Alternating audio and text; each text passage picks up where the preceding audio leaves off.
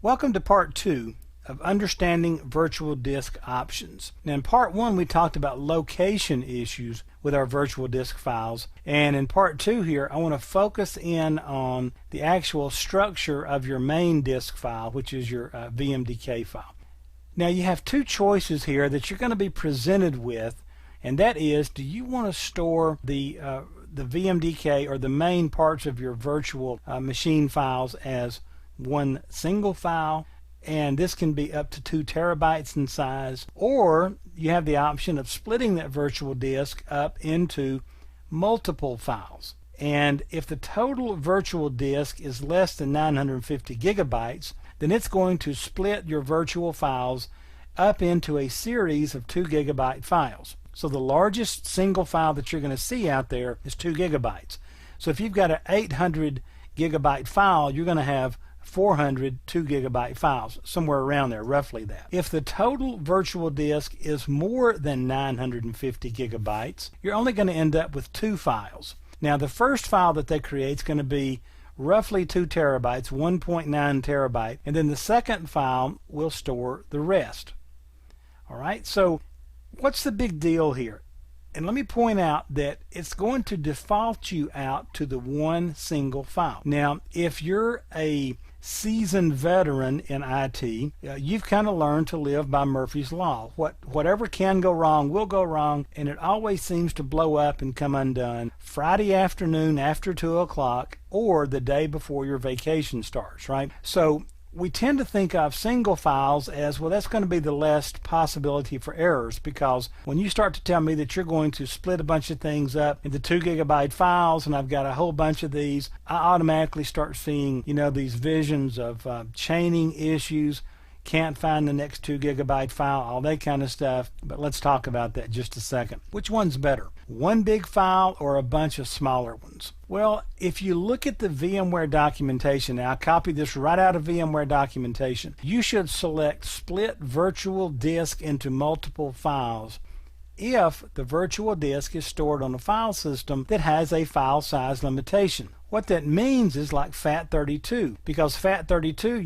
you can't go over like 2 gigabytes on storing them. Well, that's one really good reason to do it, but it's not the only reason to do it. And there's a lot of nerds out there that will make the argument quite well, by the way, that the 2 gigabyte solution, the multiple files, is a much better way to go. So let's talk about what are the advantages in the real world into splitting that VMDK file into a number of 2 gigabyte files as opposed to one large one. Well, think about this. Your VMDK can be used, stored, backed up on FAT32. This is what VMware is referring to in their documentation. So I'm not limited to keeping it to file systems that can go over 2 gigabytes and so forth, so I can use it on FAT32. The next thing, backups in general are easier and require less disk space overhead.